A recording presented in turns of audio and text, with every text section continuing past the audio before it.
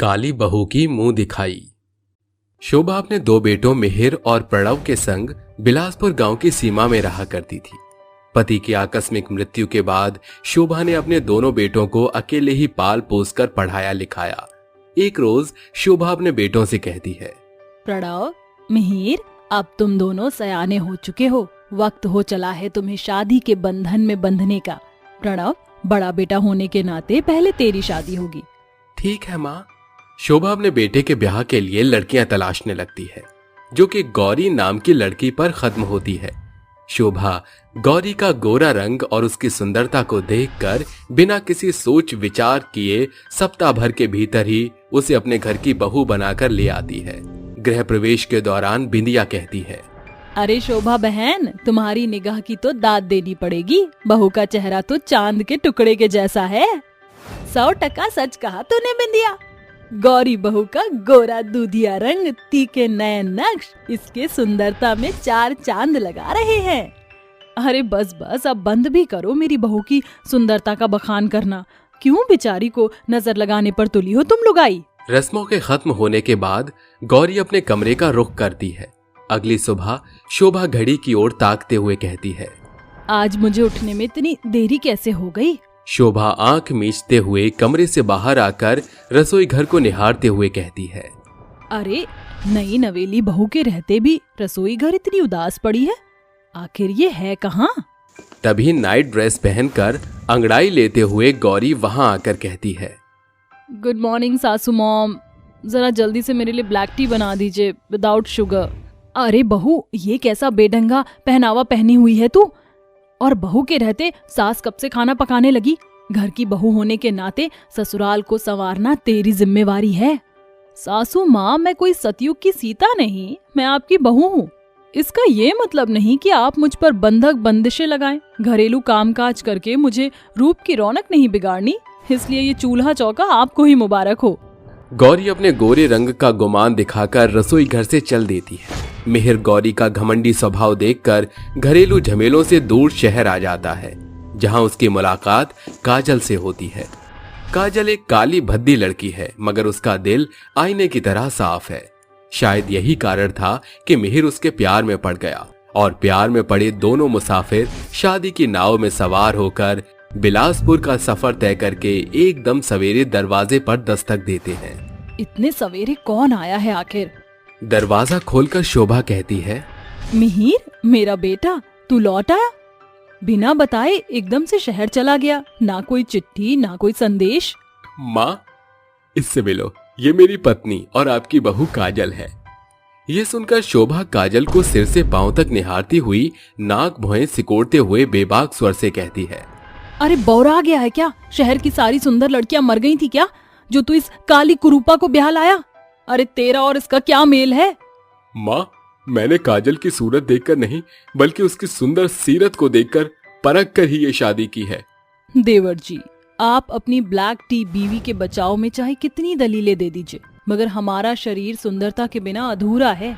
अरे मुझे तो ये चिंता सताई जा रही है कि इस काली बहू की मुंह दिखाई आखिरकार कैसे करूंगी। अरे मैं तो अभी कहती हूँ मिहिर, इस काली कमली को शहर के किसी अंधेर गली छोड़ाओ। माँ, आपकी पसंद से शादी करके भैया भुगतान कर रहे हैं।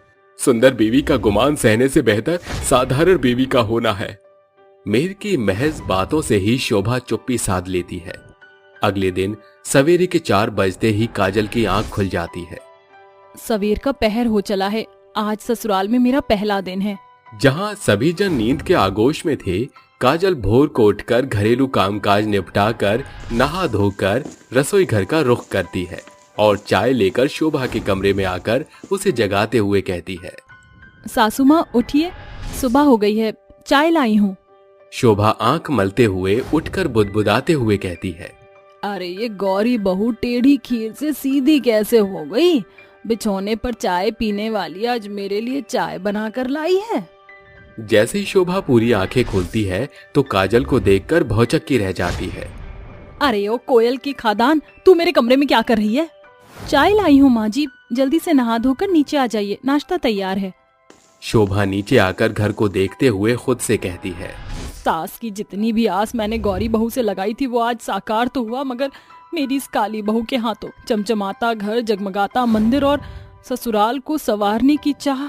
लेकिन अगर ये सब इसका ढोंग निकला तो दूध का जला छाछ भी फूंक कर पीता है। समय गुजरता है। काजल बहू का बखूबी फर्ज अदा कर रही थी। वो सूर्यास्त से सुबह को उठने से लेकर देर रात तक एक पैर पर नाचती रहती। आखिर में काजल ने अपनी सास के दिल में जगह बना ली थी। अपनी इस नासमझ सास की कही अनकही बातों को भुला देना।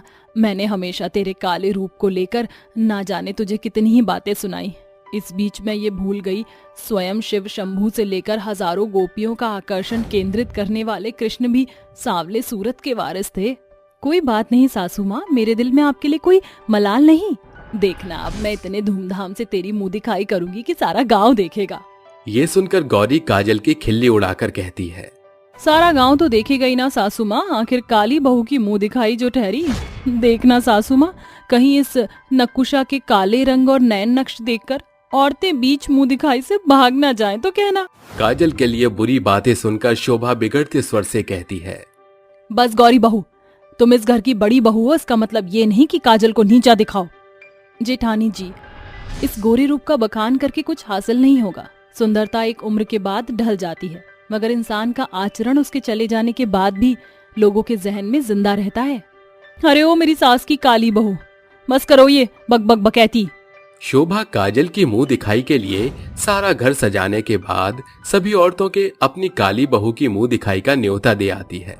इधर गौरी षड्यंत्र बुनते हुए कहती है, सासू माँ का जरा सा साथ क्या मिल गया है, ये कोयला खादान तो काले अंगूर के जैसे झाड़ पर चढ़ गई है। गौरी को खबर नहीं थी कि उसकी सास और काजल उसकी सारी बातें सुन चुकी थी। माँ जी, अब जेठानी जी को उनकी ही जुबान में सबक सिखाना होगा। गौरी के सो जाने के बाद काजल और शोभा उसके चेहरे की बुरी काया पलट कर देती हैं। सवेरे गौरी उठकर जैसे शीशे के सामने आती है तो अपना बुरा भद्दा चेहरा देखकर चीख पड़ती है, मेरा ये चेहरा क्या है, मैं इतनी बदसूरत नहीं हो सकती।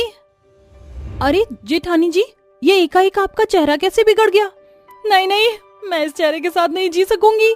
गौरी को ऐसे बेसहाय देख काजल कहती है, क्या हुआ जेठानी जी, चंद पल भी ये काले बद्दे चेहरे का बोझ झेला ना गया? अब पता चला आपके बुरे शब्द मेरे जज्बात और जमीर को कैसे भेदने का काम करती हैं। काजल मुझे माफ कर दो, मैंने हमेशा तुम्हारे काले चेहरे का बुरा बखान किया, मगर आज मुझे सबक मिल गया है। झूठी शोभा और व्यर्थ की सुंदरता से बढ़कर औरतों का सच्चा श्रृंगार उनकी सुंदर सोच है। हर इंसान में खूबी और खामी का होना लाजमी है, क्योंकि भगवान ऐसा ना करते तो इंसान की सुंदरता और रुतबा उन्हें बहुत ऊंची करना सिखाता है। काजल के सफल प्रयास से उसने अपनी सास और जेठानी दोनों के मन को मोह लिया। आखिरकार आज काजल की मुंह दिखाई है, जिसके मौके पर उसने अपनी सास की पुश्तैनी शादी की साड़ी पहनी है। इसी के साथ काली बहू की मुंह दिखाई होती है, जहां पड़ोस की कुछ औरतें आकर काजल का रूप रंग देखकर काफी भला बुरा बोलती हैं, लेकिन तभी काजल की जेठानी गौरी और सास शोभा औरतों की बोलती बंद कर देती हैं। अपने प्रति जेठानी और सासू माँ का ये बर्ताव देख काजल की आंखों में आंसू आ जाते हैं और तीनों गले मिलकर खुश होती हैं।